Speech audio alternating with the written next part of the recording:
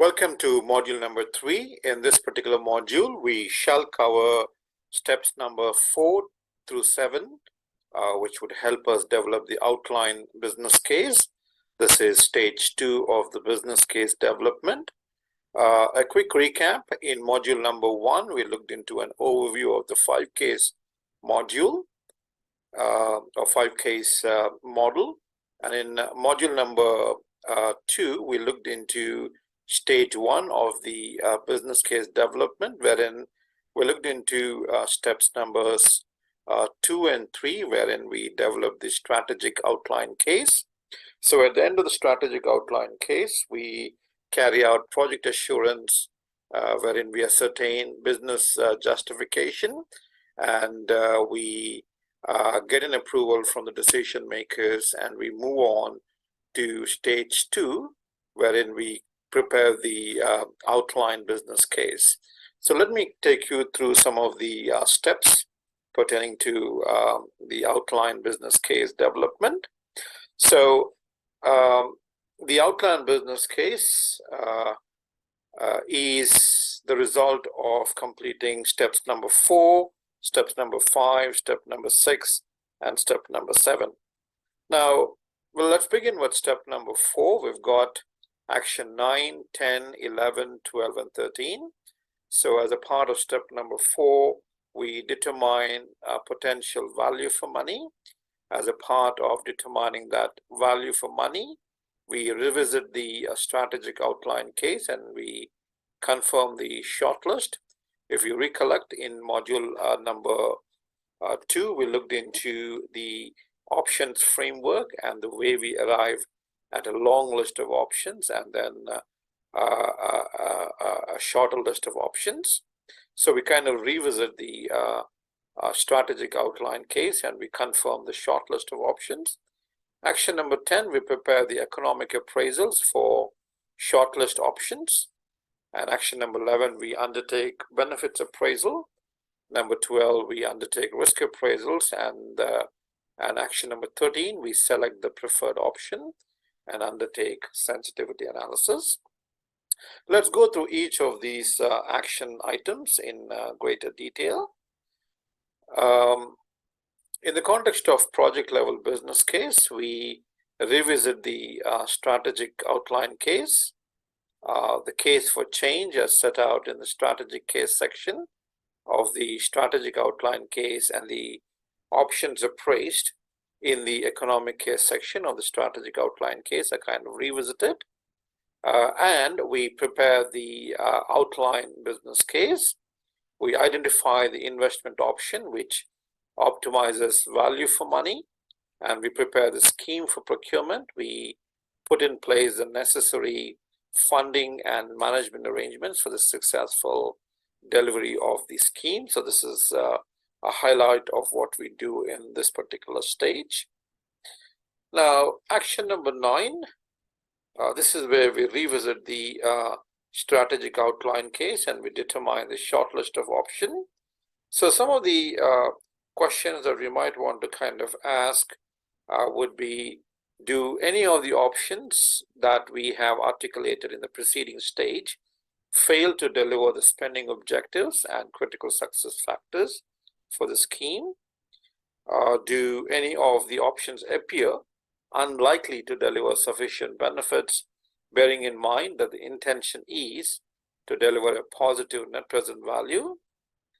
Are any options clearly impractical or unfeasible? For example, the technology is not available or the land are not unavailable. I'll give you an example. In one of the cities, the city council has begun the effort of building a conference center because it is a capital city and a lot of visitors do visit the city. But then COVID-19 hit, and then all of a sudden, the whole business case was not feasible. The benefits that they originally articulated in the business case in terms of the number of passengers or number of visitors that would pass through the city is no longer a data that was feasible. So options do kind of change the circumstances. So another question we might want to ask is any option clearly inferior to another because it has greater cost and lower benefits? Do any of the options violate any of the constraints?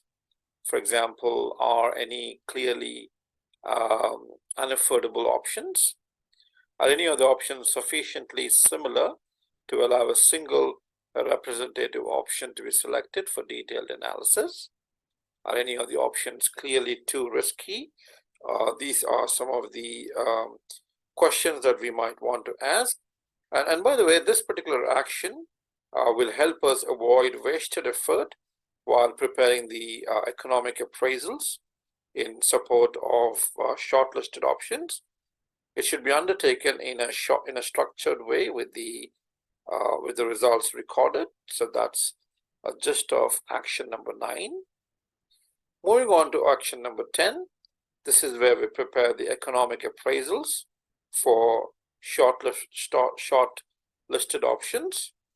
We calculate the discounted costs and benefits for the shortlisted options and record the discounted values and benefit cost ratio for each option.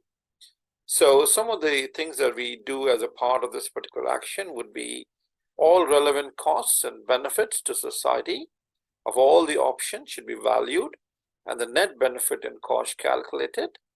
We cover the useful lifetime of the asset or service contract based on resource costs and reflect the opportunity cost. We take into account the wider social and environmental costs. We explain sources and assumptions underlying each cost and benefit and must be base year and at real relative prices, the same for all options. Now, it's important that we understand this particular table. There are key differences between economic appraisals and funding appraisals. Now, the focus of economic appraisals is public value for money, whereas the focus of financial appraisal is funding and affordability. Do we have the needed cash flow and stock? In fact, somebody has put the difference between economic appraisals and financial appraisals as follows.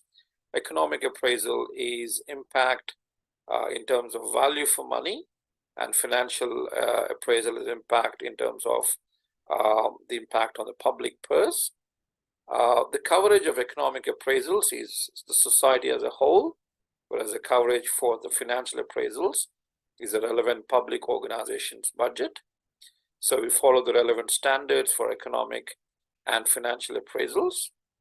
So there are certain things that are covered under economic appraisals, and there are certain things which are covered under financial appraisals. For example, as a part of the economic appraisals, we include the real base year prices. We use opportunity costs. We include all quantifiable welfare costs and benefits to society. We include environmental costs, but we exclude transfer payments, general inflation, sunk cost, depreciation, impairment, and capital costs.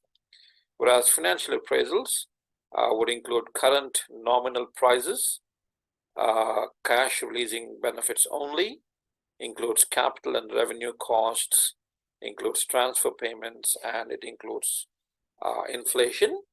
Let's kind of examine some of the costs that are laid out on this particular slide.